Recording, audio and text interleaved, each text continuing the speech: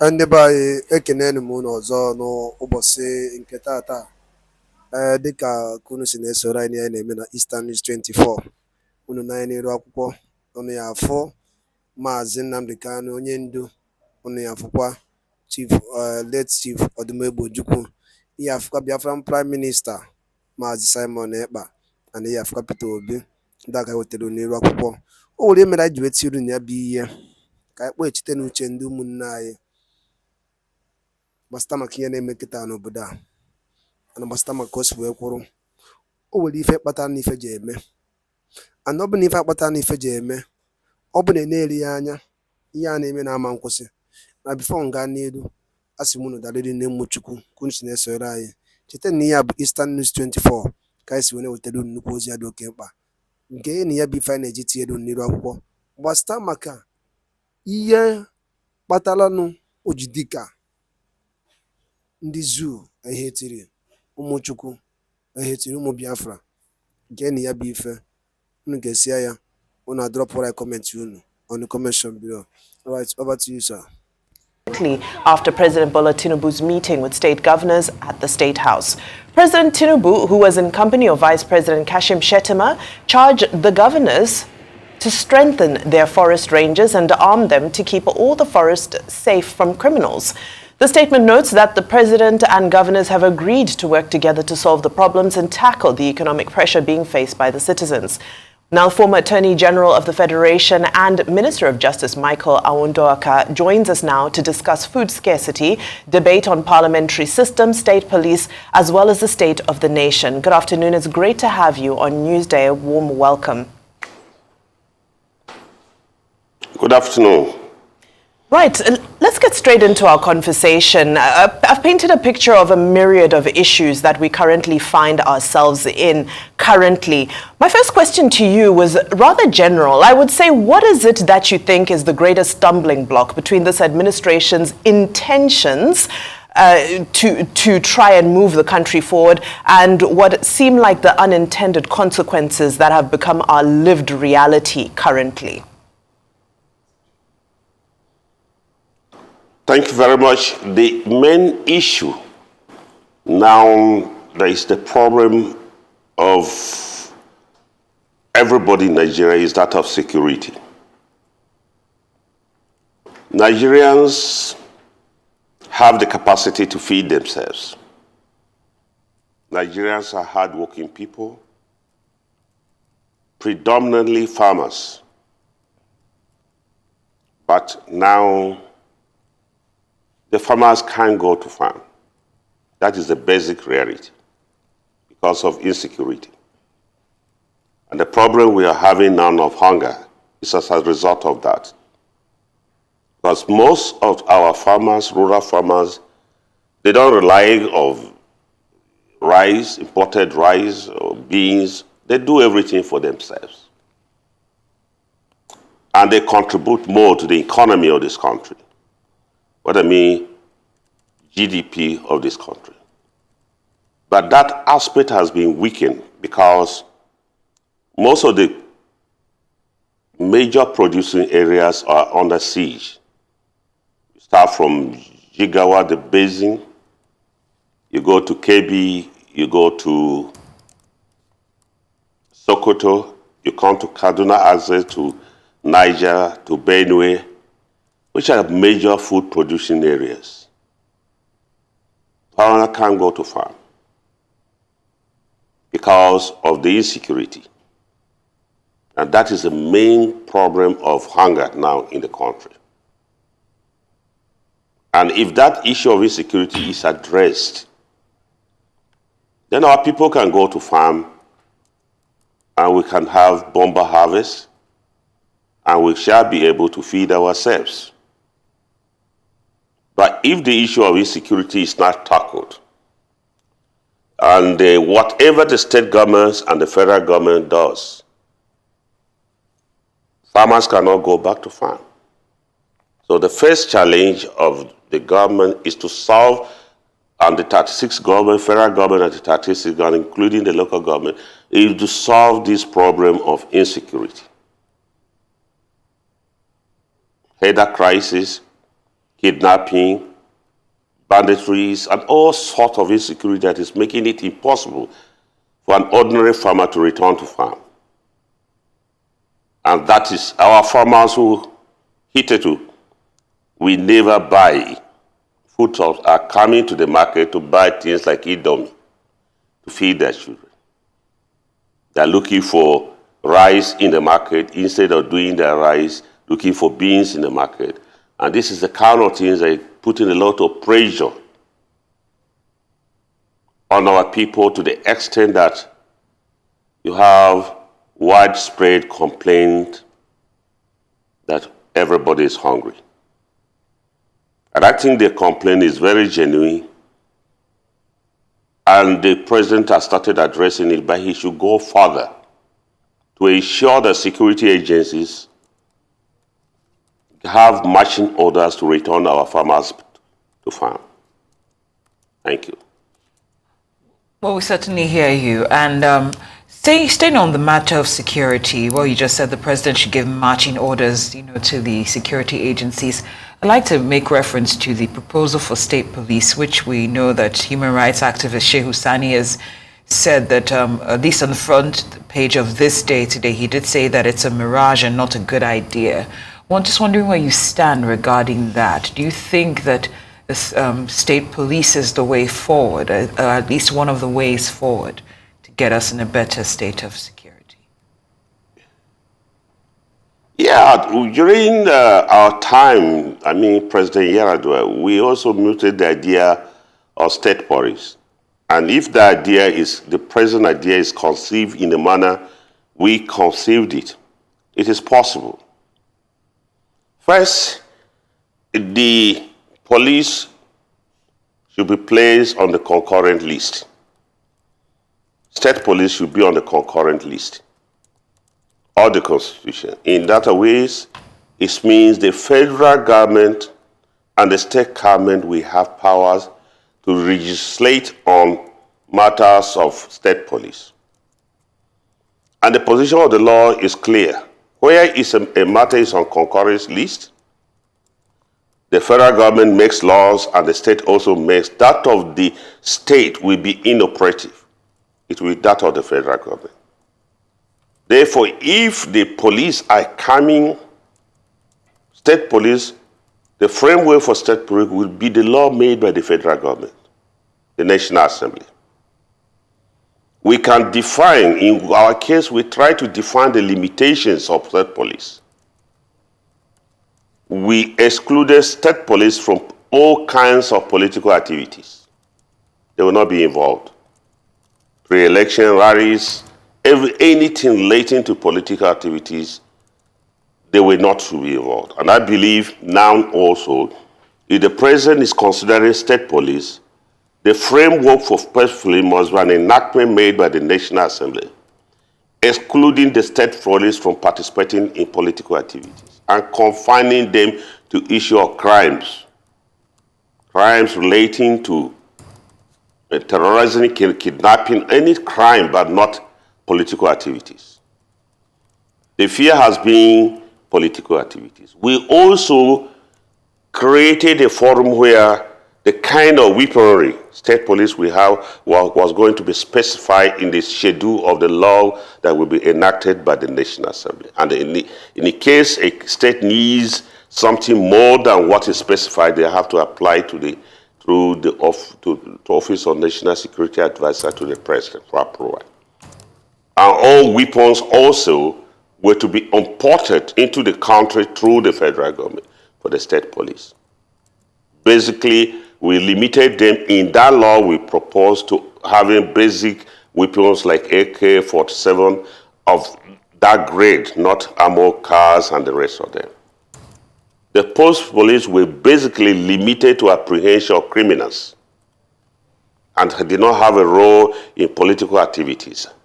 And we also tried to introduce a provision in that draft law, which we did, but of course we could not push it, was to make sure that any state police that participate in the forbidden items, the personnel will be held personally liable. So if those safeguards are provided in the law, not that the state government will go and put the state police, the federal government will not remove it and put on the residual list. If they do, that will be anarchy. In that way, that means federal government has no power to legislate of it. But if state police is brought under the concurrent list and the federal government now makes provisions for establishment of state police, with these provisions I have stated, excluding the state police from participating in political or forms of political activities, clearly forbidding state police from arrest pertaining to politics, forbidding state police from certain kinds of weapons, and of course, giving power for overriding consideration in case of national emergency for federal police to come in. That is possible. It depends on what is drafted. The country has moved. Society has moved. Other countries like Ethiopia, most other countries have state police. It depends on the kind of framework we make. And I believe time is ripe to make federal government to place the police on the concurrence list, legislate for their establishment so that the state will not have power to legislate. If they do, the law will be inoperative, except they legislate on matters that ordinarily the federal government has not covered. But it is better at this stage to have state police, limiting their powers to apprehension of criminals, excluding them from political activities, limiting their powers in the kind of weaponry they have, limiting their authority for importing arms into the country. All arms for the state police must be imported through the federal government, through the Office of National Security Advisor. Now, the legislative framework that you've just set out, it sounds extremely robust, and it feels as though it addresses all of the issues concerning accountability and misuse, especially political misuse. My question is, in your time and in the years that have elapsed since then, why is there consistent dissent for the establishment of the state police when it seems that this exercise has been conducted, and robustly so? Why does it always get turned away? The apprehension is the attitude of the state governors. There's serious apprehension that the state governors will use the police to oppress their political opponents. And there was apprehension that if it is removed and sent to the residual list, the kind of laws state government will make for their oppression will be tantamount to the provisions of the Constitution. And that is why in trying to clear that apprehension, you cannot bring the state police on residual powers in the Constitution. You have to remove and place them on the concurrence list, where the laws made by the federal government, National Assembly, will have superior status, and those made on the state will be inoperative. In other ways, if the federal government, National Assembly, makes a law on a matter which both the state and the National Assembly has the powers, and the state also makes laws on the same subject matter, that of the state will be inoperative, except until the federal government repeals their own. It will be that of the federal government that will be operative. So those safeguards will be made clearly in the laws establishing the state police by the federal government, by National Assembly. Exclude them from the Constitution. Limit the kind of weaponry they will have provision for overriding interests of the nation where the federal police can intervene. Limit them to issue of crimes. That will suffice. Allowed one uniform method where weapons can be imported. Of course, you cannot allow 36 states to be importing arms for their state police. The arms must come through the federal government, and the kind of weapons will be on application to the federal government. And the kind of weapon will be the one specified in the schedule to the law. If we do that, there will be those fears will not be there. Of course, one key provision, which I think, if the present government is very serious, is to make the officers of the state police is part of the prohibition in the law establishing state property by national parliament. If they go beyond that, they should be made personally liable. And that will create some fear. And then, of course, state government will not have the power to. Of course, you also give state powers to regulate them, not only the state, but the federal high court to regulate the activities of the state police. Very well said. That will be in order. But honestly, time has come for us to allow the state with this strong legal framework to complement the federal police, because they appear to be overstretched. Well said and duly noted. I would like to take this conversation into the talk about, or the proposal regarding going from the presidential system of government to the parliamentary system of government by the year 2031. I'm just wondering if you think, if in the event that you're open to that system of government, what do you think it would take to enhance political will and embrace new governing norms to make it a success if we ever came to that point? I do not see the advantage that would add. Going back to parliamentary system, I do not see the advantage. Mind you, we started in 1960 with parliamentary system. But we have situations that we never had the situation as extreme as we're having now. But we have problems. The issue is individuals, the leadership, whether it's parliamentary or presidential, is a leadership that is important. Because the individuals, whether you call it the French system, we call it any kind of system, but if the leadership is not ready to govern, the result will be them. So that's why I had always believed that we're in a haste, and always in a haste of amending our constitution.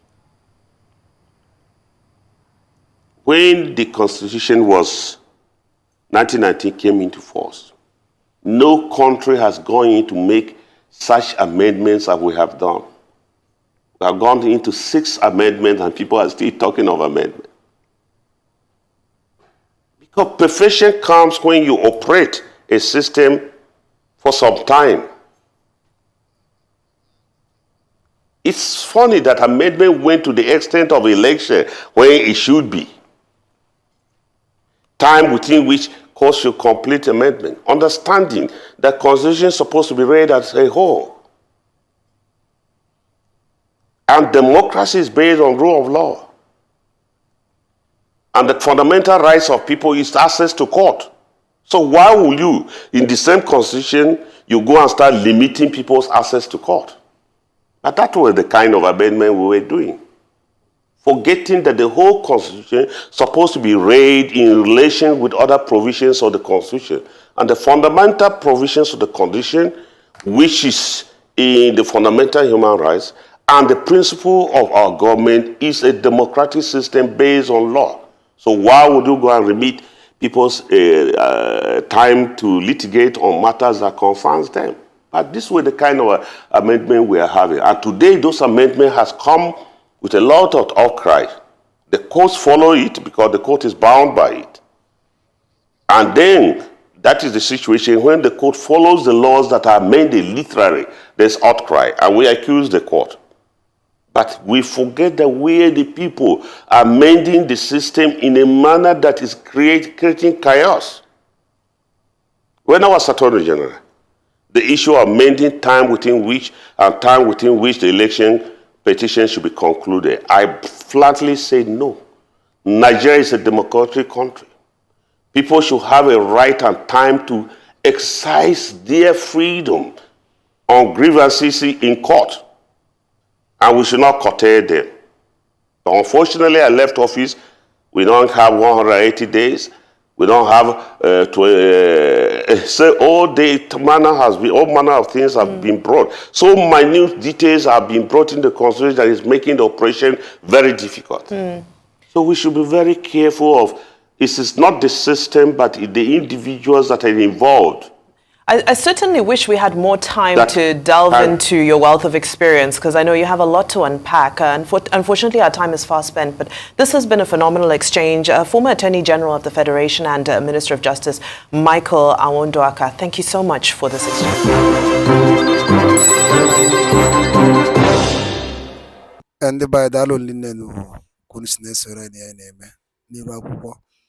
Edeke isowe ge ya bife ịnụrụ ihe the ballon the gentle lion kwugasị n'iru akwụkwọ n'ụbọchị nke tata anọ. Ọzọ dịka ibe ya bụ ka efi nwere ikwu gbasịta maka ya bụ ife ndị a niile kwugasị n'iru akwụkwọ. Ife o kwuru nne o kwuru ya dịka o si dị ka efi nwere ike ikwu gbasịta maka ya bụ ife a. Drop ya on the comment section below. Chetakwa na ya bụ Eastern News 24 ka anyị si were wetara unu nnukwu ozi ya dị oke mkpa. Daalụ na ụmụnne m, gwa nke emesịa.